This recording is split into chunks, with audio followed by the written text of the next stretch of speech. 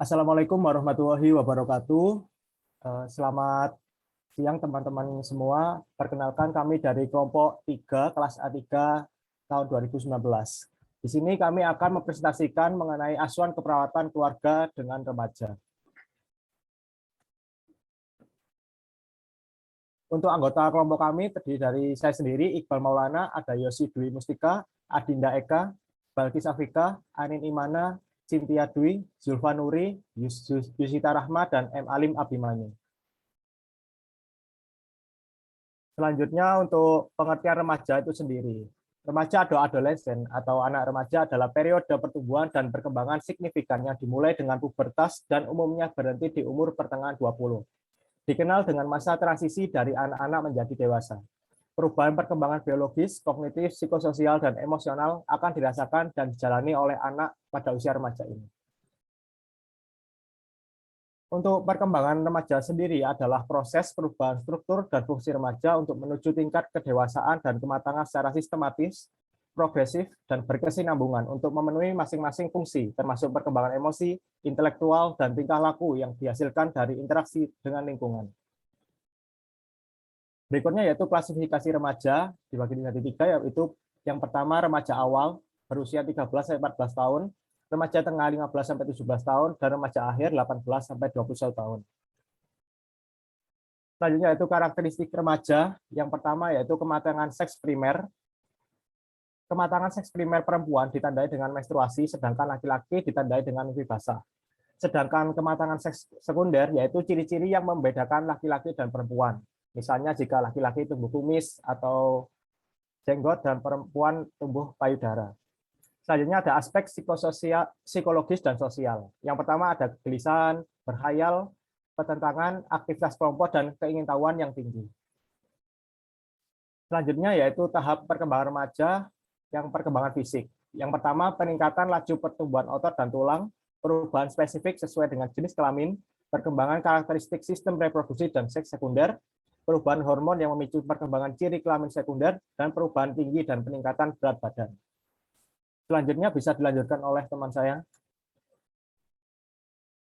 Ya, baik. Selanjutnya yaitu pubertas pada remaja ini juga dibagi dalam beberapa tahap dan pembedanya yaitu pada genitalia dan rambut pubis. Nah, untuk yang pertama-tama pada anak laki-laki, untuk tahap pertama genitalianya prapubertas, rambut pubisnya tidak ada rambut pubis. Lalu tahap 2 pertambahan volume testis, skrotum membesar, menipis dan kemerahan. Untuk rambut pubisnya jarang, sedikit, pigmentasi dan agak ikal, terutama pada pangkal penis. Lalu tahap 3, penis mulai membesar, baik dalam panjang maupun diameter, volume testis dan skrotum terus bertambah membesar. Untuk rambut pubisnya tebal, ikal, meluas hingga ke mons pubis. Lalu tahap 4, testis dan skrotum terus membesar, warna kulit skrotum yang makin gelap, penis makin membesar, baik panjang maupun diameter.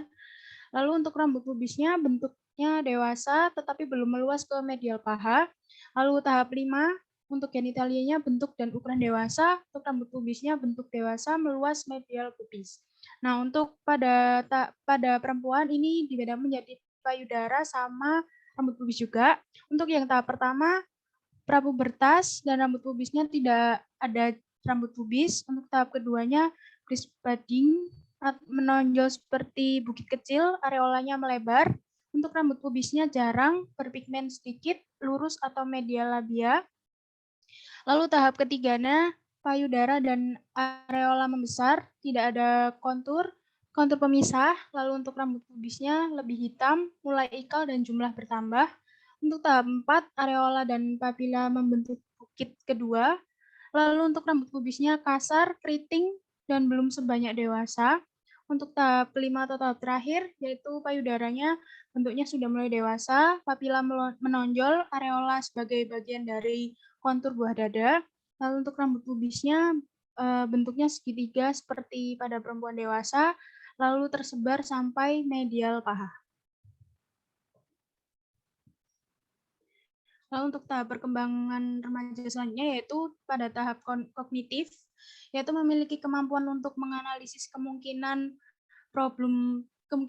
problem solving dan membuat keputusan yang logis, lalu menggunakan penalaran deduktif dan dapat mengevaluasi logika dan kualitas berpikirnya, mulai berpikir tentang masa depan, lalu bisa memahami bagaimana pikiran dari tindakan yang dapat mempengaruhi orang lain, dan perkembangan bahasa dan komunikasinya pada masa remaja ini mulai lengkap. Lalu pada tahap perkembangan psikososialnya, yaitu yang pertama mengeksplorasi identitas mereka dengan cara yang mendorong otonomi dan keterhubungan dengan remaja lainnya. Lalu perkembangan psikososial pada remaja menjadi lebih mandiri, lalu mulai membuat keputusan tentang gaya hidup, masa depan, dan pendidikan. Lalu remaja mulai mengembangkan perilaku maskulin dan atau feminim. Lalu perkembangan identitas seksual melibatkan identifikasi orientasi seksual pada remaja. Lalu untuk adapun perubahan psikososial pada remaja ini, yang pertama yaitu pada tahap remaja awal.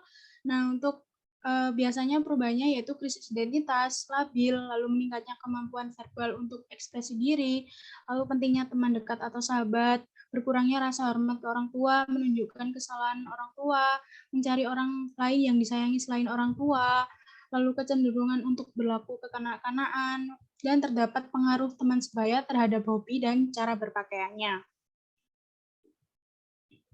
Lalu pada perubahan psikososial pada remaja tengah, yaitu mengeluh orang tua terlalu ikut campur, lalu sangat memperhatikan penampilannya, berusaha mendapatkan teman baru juga, tidak atau kurang menghargai pendapat dari orang tua, lalu sering sedih dan kemudian lalu mulai menulis buku harian, sangat memperhatikan kelompok main. Biasanya itu lebih selektif dan kompetitif gitu. Terus mulai mengalami periode sedih karena ingin lepas dari orang tua. Lalu perubahan psikososial pada remaja akhir, yaitu yang pertama identitas diri itu menjadi lebih kuat, lalu mampu memikirkan ide, mampu mengekspresikan perasaan dengan kata-kata, lebih menghargai orang lain, lebih konsisten terhadap minatnya, bangga dengan hasil yang dicapai, selera humor lebih berkembang, serta emosi lebih stabil.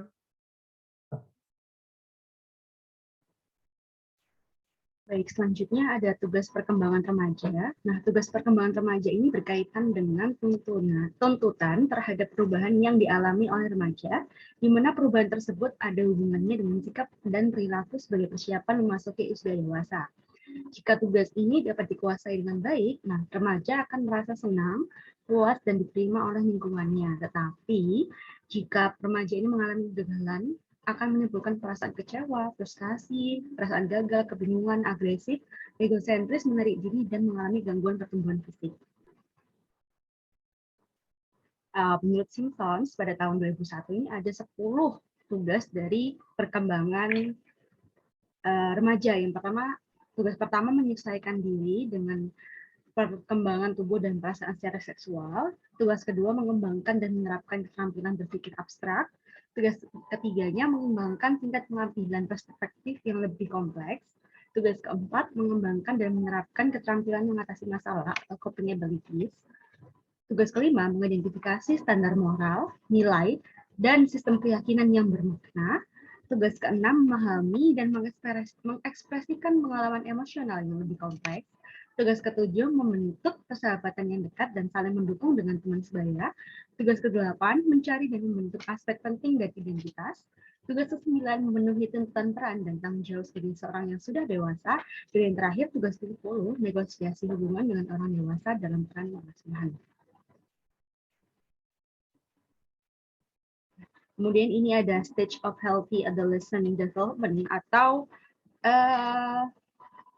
perkembangan dari remaja yang sesuai atau yang sehat. Ada parameternya, ada physical growth, perkembangan fisik, intelektual atau kognitif, autonomi, body image, peer group, dan identity development. Dibagi menjadi 3, ada early adolescence, middle and late adolescence. Mungkin teman-teman juga bisa mengamati dari tabel. Next. Lalu ada faktor-faktor yang mempengaruhi perkembangan remaja. Yang pertama ada faktor internal. faktor internalnya sendiri ada harga diri dan kecerdasan yang sangat mempengaruhi perilaku sosial remaja. Harga diri merupakan cara individu memandang dan menghargai diri sendiri sehingga ia mampu berinteraksi dan bersosialisasi dengan lingkungannya. Faktor kecerdasan merupakan kemampuan secara kognitif yang dimiliki oleh individu. Nah, yang kedua ada faktor eksternal. Faktor eksternal yang pertama itu ada keluarga. Hubungan remaja dengan anggota keluarga mempengaruhi perilaku sosial anak terhadap orang lain di luar rumah. Nah, jika hubungan remaja dengan anggota keluarganya ini baik, maka hubungan remaja dengan orang lain di luar rumah itu dapat berjalan dengan baik, begitu pula sebaliknya. Dan faktor eksternal kedua itu ada sekolah. Sekolah adalah salah satu faktor penentu bagi perkembangan remaja, baik dalam berpikir, bersikap, maupun berperilaku. Sekolah yang baik adalah sekolah yang mampu membantu remaja dalam mencapai tugas-tugas perkembangannya, serta memiliki peranan dan tanggung jawab atas hal tersebut.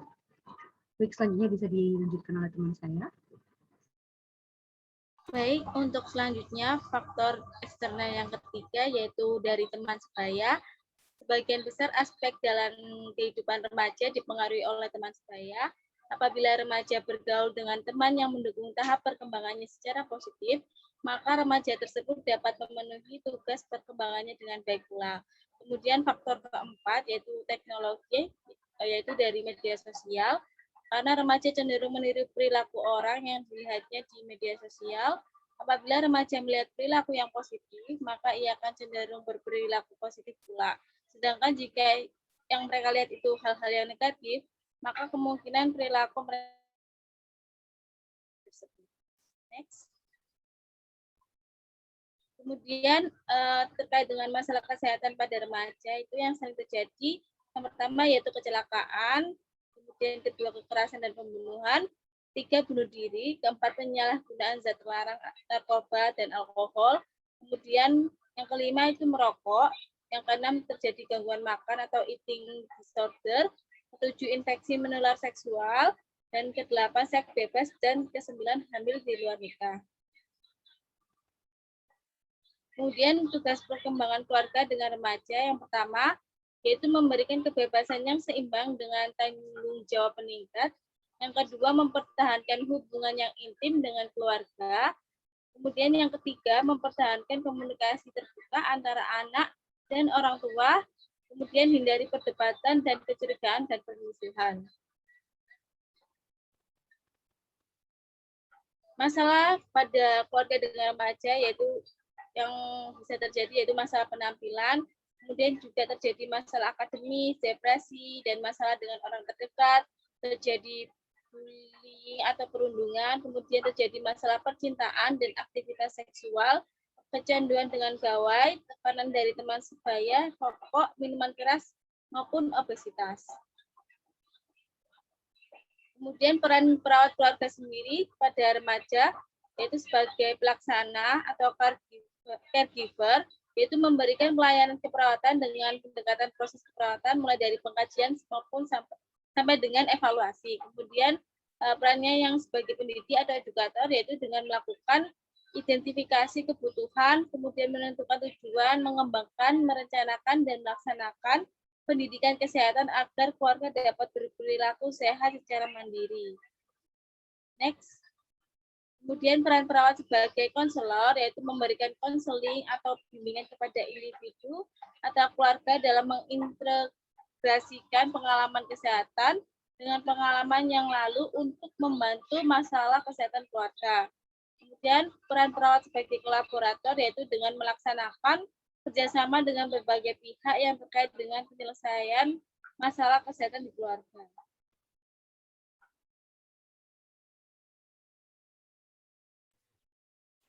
Selanjutnya yaitu konsep pengkajian keperawatan keluarga. Yang pertama yaitu data pengenalan keluarga. Berisi nama kepala keluarga, alamat lengkap, komposisi keluarga, tipe keluarga, latar belakang, identitas, agama, status kelas sosial, dan rekreasi keluarga. Kemudian tahap perkembangan dan sejarah keluarga. Tahap perkembangan keluarga saat ini kemudian diisi dengan berdasarkan umur anak pertama, tahap perkembangan yang belum terpenuhi, riwayat keluarga inti, riwayat keluarga sebelumnya dari kedua orang tua, termasuk riwayat kesehatannya juga. Kemudian data lingkungan, berisi nama kepala keluarga, alamat lengkap, komposisi keluarga, tipe keluarga, latar belakang, budaya, identitas agama, status sosial, dan rekreasi keluarga. Kemudian tahap perkembangan dan sejarah keluarga, karakteristik rumah, karakteristik tetangga dan komunitas. Data ini terdiri dari tipe penduduk, tipe hunian rumah, sebagian besar tetangga, sanitasi, jalan, pengangkutan sampah, mobilitas geografis keluarga, dan sistem pendukung keluarga. Kemudian data struktur keluarga, pola komunikasi, penggunaan komunikasi antar anggota, struktur kekuatan keluarga, siapa yang membuat keputusan dalam keluarga, seberapa penting keputusan yang diambil, kemudian struktur peran, nilai-nilai keluarga, dan nilai kebudayaan yang dianut oleh keluarga. Kemudian untuk fungsi keluarga ada fungsi afektif, sosialisasi, perawatan kesehatan, ekonomi, dan fungsi reproduksi. Untuk data coping keluarganya, stres keluarga, kemudian apakah keluarga dapat mengatasi stres sehari-hari, dan harapan keluarga. Kemudian untuk kasusnya sendiri, pada saat melakukan kunjungan keluarga, perawat A melakukan pengkajian keluarga dan didapatkan data hasil berikut.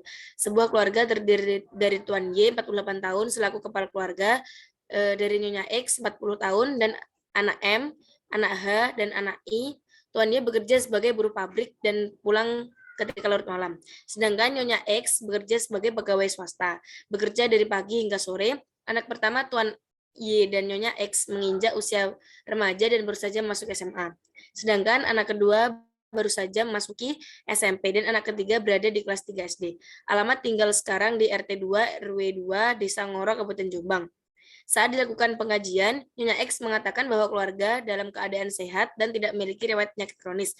Namun, Nyonya X mengatakan bahwa ketika ada yang sakit, biasanya hanya mengonsumsi obat dari warung karena mereka merasa bahwa jika dibawa ke vaskes atau fasilitas layanan kesehatan atau rumah sakit akan ribet dan mereka tidak memiliki waktu.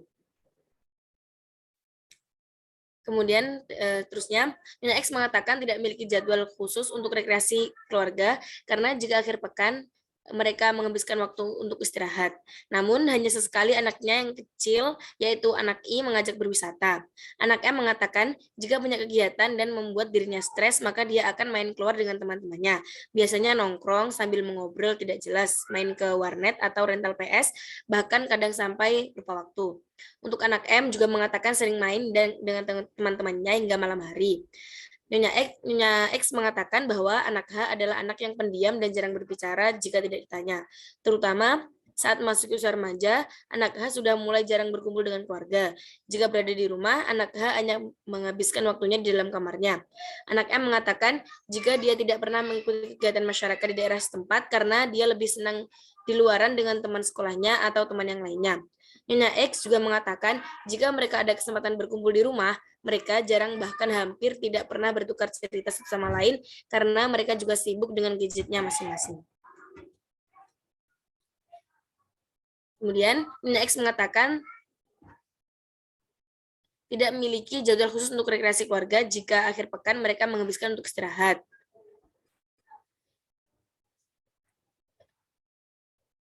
Namun, hanya sesekali anak yang paling kecil mengajak berwisata. Anak M mengatakan jika banyak kegiatan dan membuat dirinya stres, maka dia akan memilih bermain keluar. Kemudian anak M mengatakan dia sering main bersama teman-temannya hingga larut malam. X mengatakan bahwa anak H adalah anak yang pendiam dan tidak banyak bicara.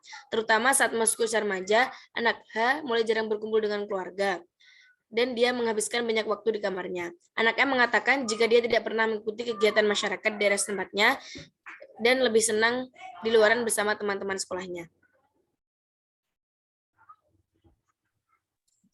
Untuk selanjutnya, kasus Nyonya X juga mengatakan jika mereka ada kesempatan berkumpul di rumah, mereka jarang bahkan hampir tidak pernah bertukar cerita satu sama lain karena mereka juga sibuk dengan gadgetnya masing-masing. Rumah keluarga Tuan Y dan Nyonya X ini besarnya cukup dan berada di gang yang tidak seberapa besar. Kondisi jalannya cukup bersih, terdapat selokan yang tertutup, namun terkadang menimbulkan bau. Kondisi dalam rumah Tuan dan Nyonya X juga terlihat kurang tertata rapi, banyak tumpukan pakaian, perabotan, serta peralatan yang tidak berada di tempat seharusnya. Bahkan ada putung rokok di mana-mana. Next. Ini untuk sebelum melakukan pengkajian pada pasien, kita melakukan informed consent untuk persetujuan tindakan pengkajian tersebut. Next.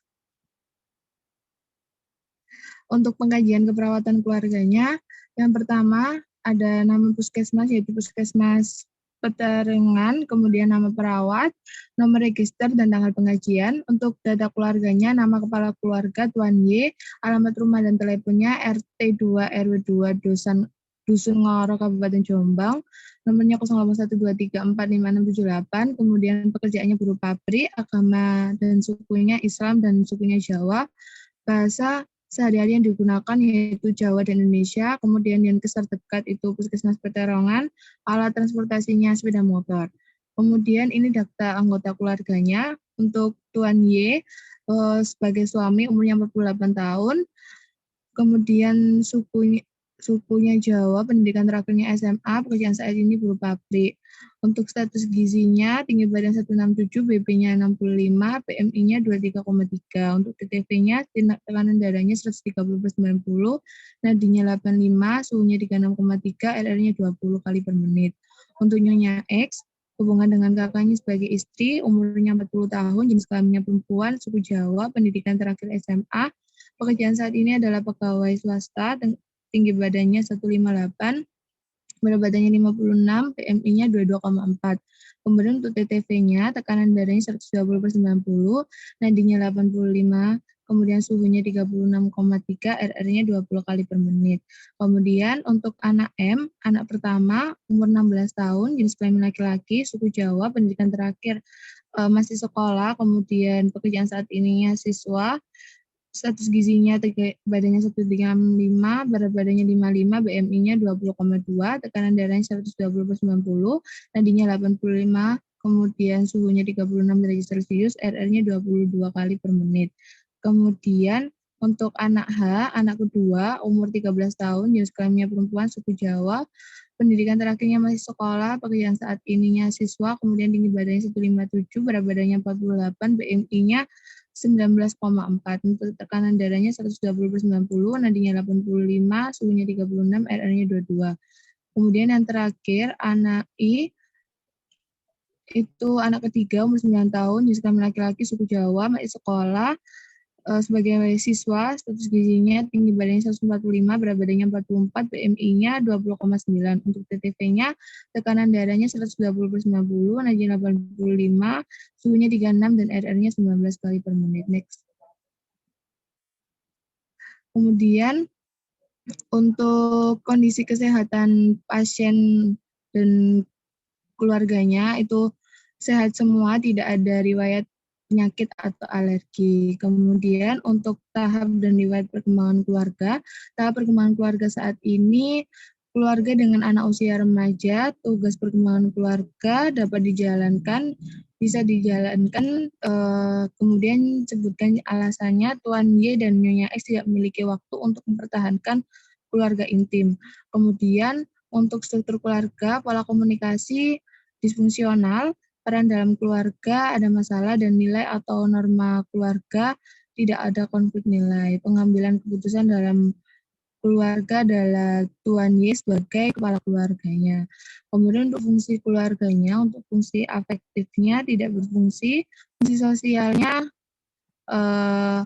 tidak berfungsi, dan fungsi ekonominya baik. Kemudian untuk pola coping keluarga, mekanisme copingnya tidak efektif.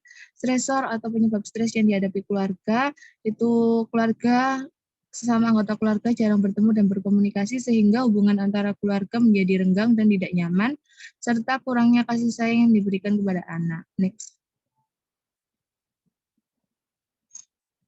Untuk rumah dan sanitasi keluarga, kondisi rumahnya, tipe rumahnya permanen, kemudian jenis lantainya itu keramik. Kemudian untuk PHBS di rumah atau perilaku hidup bersih di rumah, itu jika ada ibu nifas itu ditolong oleh anggota atau tenaga kesehatan. Kemudian jika ada bayi memberi ASI eksklusif, iya. Kemudian data penunjang keluarga, kepemilikan rumah, rumahnya sendiri, kemudian ventilasinya baik 10 hingga 15% dari luas lantai, kemudian jendela setiap rumah setiap hari dibuka, itu iya, kemudian pencahayaan rumah baik, saluran buang limbah itu tertutup, air bersihnya menggunakan PAM, kualitas airnya bersih, tidak berbau, dan tidak berwarna. Kemudian untuk jambannya itu kepemilikannya itu sendiri, kemudian jenis jambannya itu cemplung, jarak septic tank dengan sumber air itu 10 meter. Kemudian tempat sampah keluarga memiliki tempat sampah, jenisnya tertutup. Untuk rasio luas bangunan rumah dengan jumlah anggota keluarga 8 meter persegi per orang, ya. Kemudian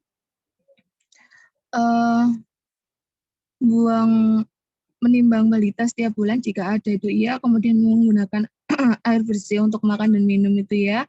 Menggunakan air bersih untuk kebersihan diri, itu iya. Kemudian mencuci tangan dengan air bersih itu tidak, karena keluarga hanya menggunakan air saja tanpa menggunakan sabun. Kemudian melakukan pembuangan sampah pada tempatnya, iya. Menjaga lingkungan rumah tampak bersih, iya. Kemudian mengkonsumsi lauk dan pauk tiap hari, ya. Menggunakan jamban sehat, iya. Memberantas jentik di rumah sekali seminggu, tidak. Kemudian makan buah dan sayur setiap hari, iya. Melakukan aktivitas fisik setiap hari, iya. Tidak merokok di dalam rumah, iya. Penggunaan alkohol dan zat adiktif, tidak. Selanjutnya dilanjutkan oleh teman saya. Selanjutnya, pengkajian kemampuan keluarga melakukan tugas pemeliharaan kesehatan anggota keluarga. Yang pertama, adakah perhatian keluarga kepada anggotanya yang menderita sakit? Jawabannya tidak, karena jika ada anggota keluarga yang sakit hanya diberikan obat dari warung. Yang kedua, apakah keluarga mengetahui masalah kesehatan yang dialami anggota dalam keluarganya? Jawabannya tidak. Yang ketiga, apakah keluarga mengetahui penyebab masalah kesehatan yang dialami anggota dalam keluarganya? Jawabannya iya, karena jika ada anggota keluarga yang sakit, maka akan diberikan obat warung sebagai alternatif. Yang keempat, apakah keluarga mengetahui tanda dan gejala masalah kesehatan yang dialami anggota dalam keluarganya? Jawabannya iya, karena jika ada anggota keluarga yang sakit, maka akan diberikan obat warung sebagai alternatif. Apakah keluarga mengetahui akibat masalah kesehatan yang dialami anggota dalam keluarganya bila tidak diobati atau dirawat? Jawabannya tidak, karena anggota keluarga Bapak R hanya mengetahui jika sakit harus diberikan obat tanpa mengetahui apa akibatnya jika tidak segera ditangani dengan tepat. Yang keenam, pada siapa keluarga biasa menggali informasi tentang masalah kesehatan yang dialami anggota keluarganya? Jawabannya tetangga. Yang ketujuh, keyakinan keluarga tentang masalah kesehatan yang dialami anggota keluarganya, jawabannya tidak perlu ditangani karena akan sembuh sendiri biasanya. Yang kedelapan, apakah keluarga melakukan upaya peningkatan kesehatan yang dialami anggota keluarganya secara aktif? Bagaimana bentuk tindakan upaya peningkatan kesehatan tersebut? Jawabannya tidak, karena jarang menguras dan mengubur barang-barang karena kesibukan bekerja dan mencuci tangan hanya dengan air. Yang kesembilan, apakah keluarga mengetahui kebutuhan pengobatan masalah kesehatan yang dialami anggota keluarganya? Jawabannya tidak. Yang ke-10, apakah keluarga dapat melakukan cara merawat anggota keluarga dengan masalah kesehatan yang dialaminya? Jawabannya tidak, karena Tuan Y dan Nyonya X banyak kesibukan untuk bekerja di luar. Yang ke-11, apakah keluarga dapat melakukan pencegahan masalah kesehatan yang dialami anggota keluarganya? Jawabannya ya, karena pengkajian terakhir keluarga sehat dan tidak ada penyakit kronis. Next. Yang ke-12, apakah keluarga mampu memelihara atau memodifikasi lingkungan yang mendukung kesehatan anggota keluarga yang mengalami masalah kesehatan? Jawabannya tidak, karena jarang bertemu dan jika berkumpul pun mereka sibuk dengan kesibukan masing-masing. Yang ke-13, apakah keluarga mampu menggali dan memanfaatkan sumber di masyarakat untuk mengatasi masalah kesehatan anggota keluarganya? Jawabannya tidak, karena pengkajian terakhir keluarga sehat dan tidak ada penyakit kronis. Untuk pengkajian kemandirian keluarga, dari kriteria 1 sampai 7, kategori keluarga kemandirian keluarga ini termasuk kemandirian 1, karena memenuhi kriteria 1 dan 2, yakni menerima petugas puskesmas dan menerima Yankes sesuai rencana. Next. Selanjutnya ada pengkajian fisik individu dengan pengkajian dari nyeri spesifik, sistem mental, sistem integumen, sistem pernafasan, sistem pencernaan, sistem persyarafan, riwayat pengobatan, next, sistem perkemihan, sistem muskuloskeletal, dan riwayat pengobatannya tidak ada. Untuk pemeriksaan penunjangnya juga tidak ada. Selanjutnya, analisis data. Untuk data subjektifnya, yang pertama, anak M mengatakan lebih suka menghabiskan waktunya di luar rumah bersama teman-temannya bahkan hingga larut malam. Nyonya X mengatakan bahwa anak M lebih suka diam, jarang berbicara, dan banyak menghabiskan waktu di kamarnya. Yang ketiga, Nyonya X mengatakan jika ada kesempatan untuk berkumpul, mereka lebih asik dengan kegiatannya masing-masing. Untuk data objektifnya, Tuan Y dan Nyonya X sibuk dengan pekerjaan masing-masing yang membuat kesempatan mereka berbicara sangat kecil. Masalah keperawatan dari DS dan DO ini adalah ketidakmampuan coping keluarga. Selanjutnya akan dilanjutkan oleh teman saya. Selanjutnya yang kedua yaitu untuk DS-nya, Nyai X mengatakan jika ada yang sakit hanya diberi obat dari warung. Kemudian data objektifnya tidak melakukan pemberantasan jentik nyamuk karena tidak memiliki waktu. Di sekitar rumah terdapat selokan yang tertutup namun kadang menimbulkan bau. Di rumah klien ditemukan putung rokok. Kemudian untuk masalah keperawatannya yaitu manajemen kesehatan keluarga tidak efektif. Next. Yang ketiga, DS-nya yaitu Nyai X mengatakan tidak memiliki jadwal khusus untuk rekreasi keluarga. Karena jika akhir pekan dan mereka menghabiskan waktu untuk beristirahat. Kemudian Nyai X mengatakan bahwa anak M lebih suka diam, jarang berbicara. Kemudian anak M mengatakan tidak pernah mengikuti kegiatan. Anak M mengatakan jika stres ia memiliki nongkrong. Dan data objektifnya jika tidak ada kesempatan berkumpul mereka lebih asyik dengan kesibukan masing-masing. Masalah perawatannya adalah gangguan proses keluarga. Next. Untuk daftar prioritas diagnosa keperawatan, yang pertama ada gangguan proses keluarga, berhubungan dengan transisi situasional, dan perubahan interaksi dengan masyarakat, ditandai dengan tidak mampu berkomunikasi secara terbuka, di antara anggota keluarga, keluarga tidak mampu mengungkapkan perasaan secara leluasa, keluarga tidak mampu memenuhi kebutuhan emosional anggota keluarga. Yang kedua ada ketidakmampuan coping keluarga, berhubungan dengan ketidakmampuan orang terdekat mengungkapkan perasaan, ditandai dengan merasa diabaikan, mengabaikan perawatan, perilaku individualistik.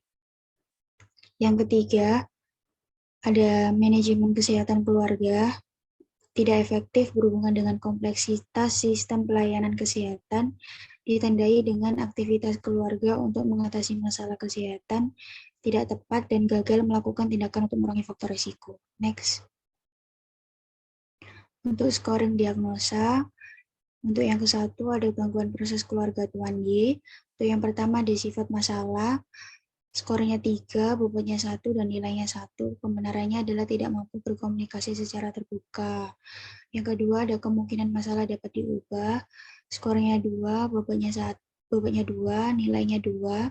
Pembenaran komunikasi antar anggota keluarga harus dapat dimulai agar anggota keluarga dapat mengungkapkan secara leluasa. Yang ketiga, potensi masalah untuk dicegah. Skornya 3, bobotnya 1, maka nilainya 1. Pembenarannya adalah keluarga sudah mengetahui stresor dan cara mencegahnya. Yang keempat, ada menonjolnya masalah. Kemudian skornya 1, bobotnya 1, nilainya 1/2. Keluarga menganggap masalah terjadi tetapi tidak menjadi masalah ini menjadi prioritas masalah utama. Untuk totalnya 4/1/2. Next. Scoring diagnosa ketidakmampuan coping pada keluarga Tuan Y. Untuk yang pertama ada sifat masalah, skornya 3, bobotnya 1, nilainya 1. Pembenarannya terjadi mekanisme coping negatif baik pada orang tua, keluarga, termasuk remaja. Kemudian yang kedua ada kemungkinan masalah dapat diubah, skornya 2, bobotnya 2, nilainya 2. Pembenarannya, pola komunikasi di antara remaja dengan orang tua merupakan suatu proses yang harus dimulai dan dijaga keberlangsungannya. Yang ketiga, ada potensi masalah untuk dicegah. Skornya 3, bobotnya 1, nilainya 1. Pembenarannya adalah keluarga sudah mengetahui stresor dan cara mencegahnya. Yang keempat, ada menonjolnya masalah. Skornya 1, bobotnya 1, nilainya 1/2. Pembenarannya adalah keluarga menganggap masalah terjadi tetapi tidak menjadi masalah ini prioritas. Totalnya 4/1/2. Next, dilanjutkan oleh teman. Lalu untuk selanjutnya yaitu screening diagnosa. Untuk manajemen kesehatan keluarga tidak efektif terhadap aktivitasnya sehari-hari, di mana sifat masalah yaitu ancaman kesehatan dengan skor 2 bobot 1 dengan nilai 2/3. Karena pembenaran perilaku keluarga tidak mencerminkan hidup bersih dan sehat, seperti tidak melakukan pemberantasan jentik nyamuk karena tidak memiliki waktu dan di rumah keluarga tersebut ditemukannya puntung rokok di mana-mana, sehingga menimbulkan sarang penyakit yang nantinya dapat mengancam kesehatan. Lalu yang kedua yaitu kemungkinan masalah yang dapat diubah dengan mudah dengan skor 2 bobot 2 dengan nilai 2. Untuk pembenarannya, perilaku kesehatan merupakan keadaan diri seseorang dalam melakukan sesuatu seperti bertindak, bersikap, berpikir, dan memberikan umpan balik atau respon pada suatu hal dalam memelihara dan meningkatkan kesehatan. Di sini keluarga kooperatif saat diberikan pemahaman bagaimana berperilaku hidup bersih dan sehat. Lalu yang ketiga yaitu potensi masalah untuk dicegah, yaitu cukup. Dengan skor 2, bobot 1, nilai 2/3. Keluarga dengan pembenaran, keluarga belum memahami bahwa mereka tidak berperilaku hidup bersih dan sehat. Lalu untuk scoring diagnosa bersih dan sehat, sehingga mereka menganggap bahwa puntung rokok berkeliaran di rumah dan hanya membeli obat-obatan di warung saat sakit adalah hal yang normal. Untuk penerusan ketiga tadi. Lalu untuk scoring diagnosa keempat, yaitu menonjolnya ada masalah, tetapi tidak perlu segera untuk ditangani. Dengan nilai 1 dan bobot 1, dengan nilai yaitu setengah. Dengan pembenaran, keluarga menganggap masalah terjadi, tetapi tidak menjadikan masalah ini menjadi prioritas masalah utama pada keluarga, dan hanya diperlukan edukasi agar keluarga dapat berperilaku hidup bersih dan sehat. Untuk total scoring diagnosa yaitu 3,84.